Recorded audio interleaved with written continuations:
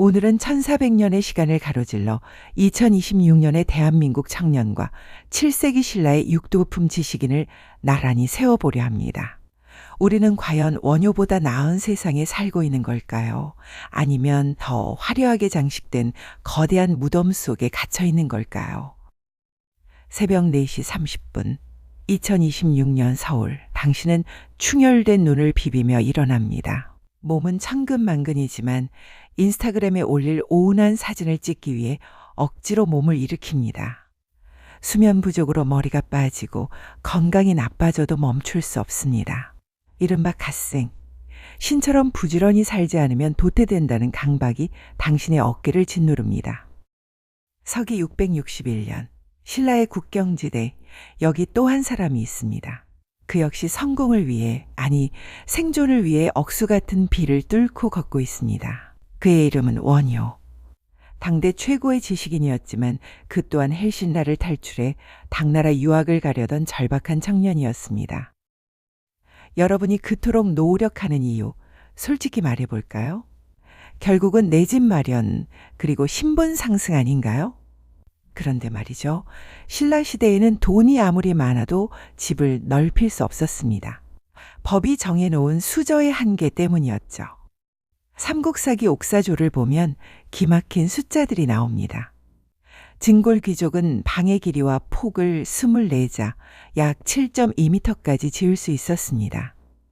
하지만 육두품, 지금으로 치면 대기업 부장이나 의사 같은 전문직 엘리트는 방 크기가 21자, 즉 6.3m를 넘으면 법으로 처벌받았습니다. 5두품, 4두품으로 내려갈수록 방은 좁아지고 담장은 낮아집니다.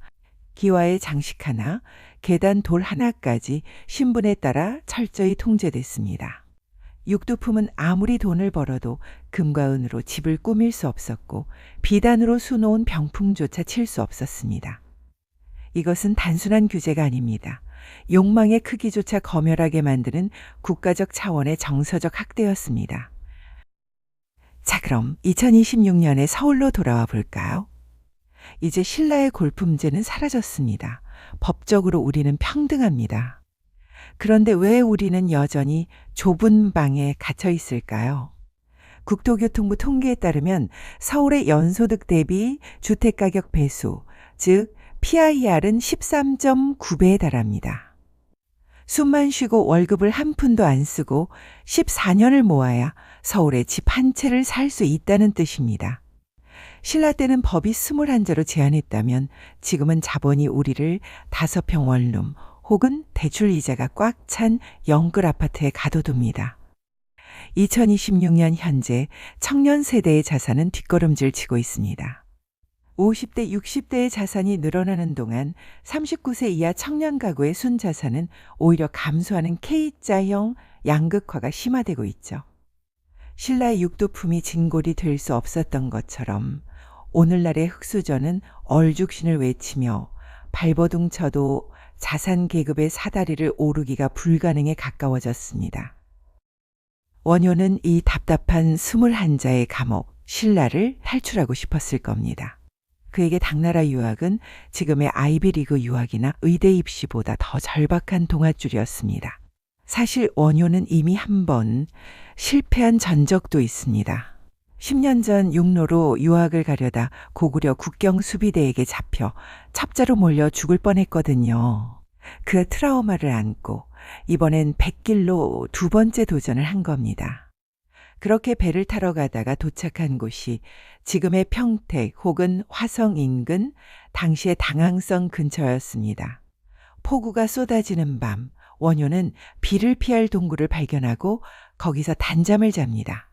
목이 말라 바가지에 고인 물을 마셨는데 어찌나 달콤하던지 갈증이 싹 가셨죠. 우리가 아는 해골물 이야기입니다. 그런데 송고승전이라는 기록은 조금 더 오싹한 이야기를 전합니다. 다음날 아침에 눈을 떠보니 그곳은 동굴이 아니라 오래된 무덤, 즉 고분이었습니다. 어제 마신 달콤한 물은 해골 썩은 물이었고 사방에는 시체가 뒹굴고 있었죠. 비가 계속 와서 원효는 어쩔 수 없이 그 무덤 속에서 하룻밤을 더 보내야 했습니다. 그런데 첫날과 달리 둘째 날 밤에는 온갖 귀신이 나타나 원효를 괴롭힙니다. 여기서 원효는 거대한 진실과 마주합니다. 어제는 편안한 침실이었는데 오늘은 공포의 도가니구나. 무덤은 그대로인데 내 마음이 바뀌니 세상이 지옥으로 변하는구나. 이것이 바로 우리가 알고 있는 일체 유심조입니다. 하지만 현대사회는 이 깊은 철학마저 성공 포르노로 변질시켰습니다. 서점가를 뒤덮은 자기 개발서들은 말합니다. 간절히 원하면 우주가 도와준다. 네가 가난한 건 네 마인드가 가난해서다. 이른바 끌어당김의 법칙이니 알 이꼬르 브이디니 하는 것들. 이것들은 원효의 철학에 대한 오독이며 원효의 깨달음을 가장한 달콤한 마취제입니다. 원효가 말한 마음은 부자가 될 거라고 믿으면 부자가 된다는 따위의 긍정 최면이 아닙니다. 오히려 내가 성공해야 한다, 남들보다 높아져야 한다는 그 욕망 자체가 실체 없는 유령임을 꿰뚫어 보라는 서늘한 경고였습니다. 제독 철학자 한병철 교수가 지적했듯 우리는 규율사회가 아니라 성과사회에 살고 있습니다. 누가 시키지 않아도 스스로를 착취하며 넌 할 수 있어, 넌 성공할 수 있어 라고 채찍질하는 시대. 그 긍정성 과잉이 우리를 우울증과 번아웃이라는 무덤 속으로 밀어넣고 있는 겁니다. 깨달음을 얻은 원효는 어떻게 했을까요? 유학, 때려치웠습니다. 고승대접, 걷어찼습니다. 그는 신라라는 거대한 시스템에 사표를 던졌습니다. 요석공주와 파격적인 로맨스로 스스로 파괴승이 되었고 소선거사라 칭하며 저작거리로 나갔습니다. 그의 모습은 흡사 2026년 홍대의 펑크로커 같았습니다. 괴상한 옷차림으로 광대들이 쓰는 바가지를 두드리며 춤을 췄습니다. 그 노래의 제목이 무예가, 즉 거리낌 없는 노래입니다. 일체무예인 일도출생사. 어디에도 걸림없는 사람만이 단번에 생사를 벗어난다. 그는 귀족들만의 전유물이었던 불교를 글자 한자 모르는 바가는 노인, 똥지개꾼 기생들에게 퍼뜨렸습니다. 방 크기가 21자면 어떻고 15자면 어떠냐. 네 마음이 자유로우면 네가 곧 부처다. 그것은 골품제라는 신분제의 벽을 비웃는 가장 우아하고 강력한 저항이었습니다. 엘리트 코스를 밟아 진골들의 인정을 받는 대신 그는 시스템 밖에서 춤추는 것을 택한 겁니다. 2026년 우리는 여전히 무덤 속에 있습니다. 한강뷰 아파트라는 무덤, 대기업 임원이라는 무덤, 인플루언서라는 무덤. 그 화려한 무덤 속에서 우리는 성공이라는 이름의 해골물을 마시며 달다, 참 달다 라고 스스로를 속이고 있는지도 모릅니다.